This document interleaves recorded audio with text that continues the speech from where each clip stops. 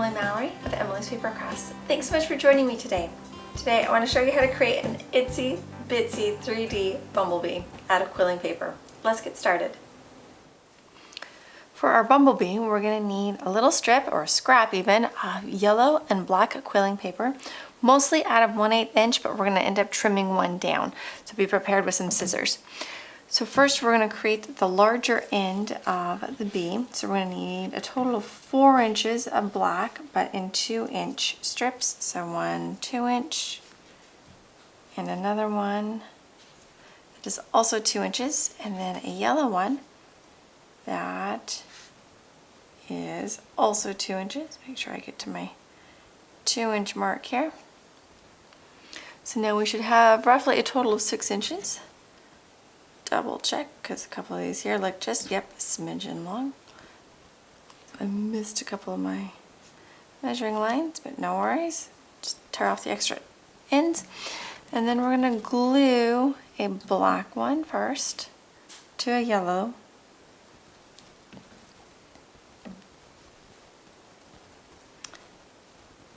And the other end of the yellow, we're going to glue the other black, and we're just going to literally just make one long strip.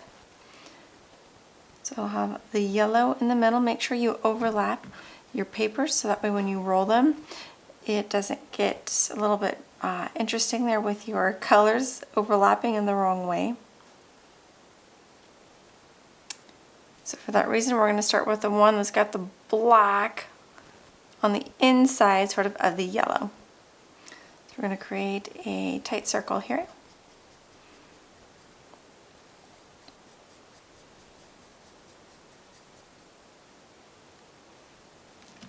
When I'm making an animal, I always try to let it relax just a little bit so it'll be a little bit easier to shape.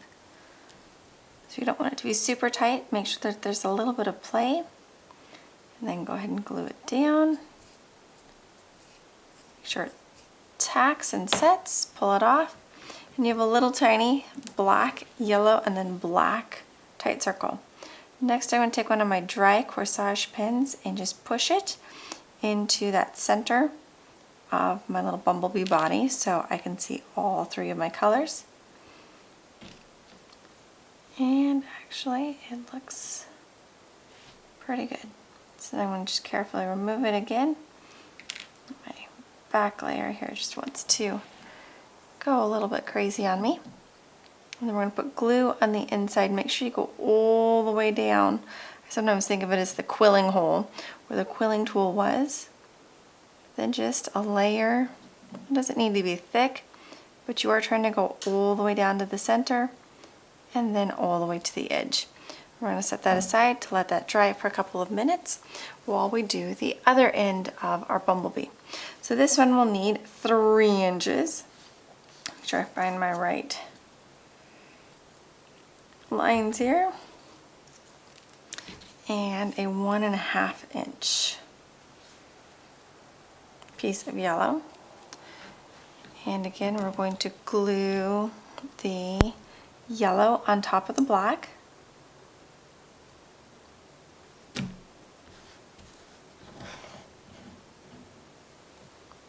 So that way when we glue them all together, it will alternate black, yellow, black, yellow, black. Okay, once we get that tacked, we're going to cut this one in half lengthwise, making the paper more narrow.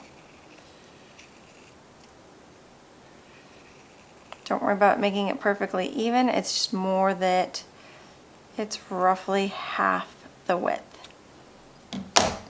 Then again, we're going to start with the black. Make sure you start with the end where the black will stay next to each other so that we don't get black and then a little yellow hiccup and then a smidgen of black and then more yellow. And glue down the tail. Again, remember to leave a little bit of play there in your paper so it'll be a little bit easier to shape. Once it's tacked, gently remove it. And again, using that dry Corsage pin, so not the one I've got my glue on, I'm just going to push it gently So we create a little bit of a shape around a dome shape to our paper, and then more glue on the inside. Because this one's littler, it doesn't take quite as much paper or as much glue. Okay, so we're going to set this one aside to let that dry.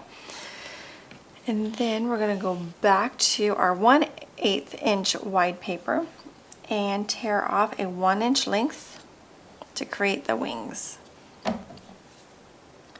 We're going to cut this one in half as well to make it narrow. Challenge with these littler pieces of paper is they like to fall off your scissors. Okay, so now I've got my 2 done with the scissors, and now we're going to roll 2 little teeny tiny itsy bitsy teardrops for the wings. Go ahead, pull it off, let it expand just a little bit. Try to keep my fingers out of the way so you can see what's going on. I've let it expand, and now I'm gluing down the tail, and then I'm going to pinch it into that teardrop shape.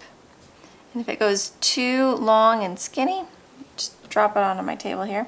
If it's too long and skinny, not to worry, you can just pick it up, holding it by the pointy part where you pinched it. You can just gently push on the rounded part to make it more round. So we're going to do that with the other one as well.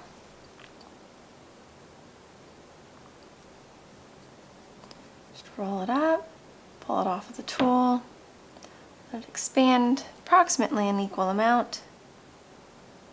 A little bit of glue there on the tail. Smooth it down and pinch it. And because these are so little, I do tend to round them out just a little bit. Okay, now going back to our larger half of the bee. If you'll notice, most of the glue is dry and tacked by now. So we're just going to put another little ring right here around the edge, but on the inside. And then we're going to take the other half that we just glued and gently just insert it so it creates one big hole. There's our bumblebee body. And now the fun part is to glue the wings on.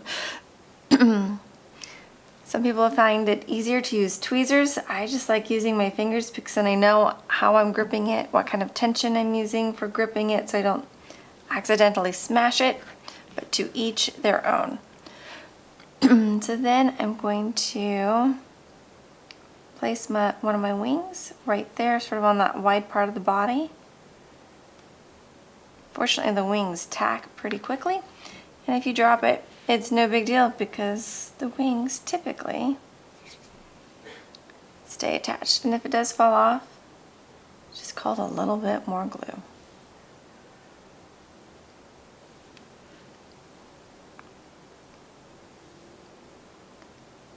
We'll get the other wing going on over here.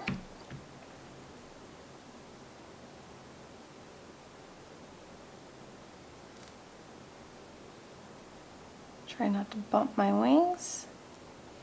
Pull out the yellow. Ta-da! It even landed right side up. And there you have a little itsy bitsy bumblebee. Stay tuned as I work on my Quilled 3D animal book, which will be released hopefully in the next couple of months, in which a bumblebee will be included. Thanks so much for joining me.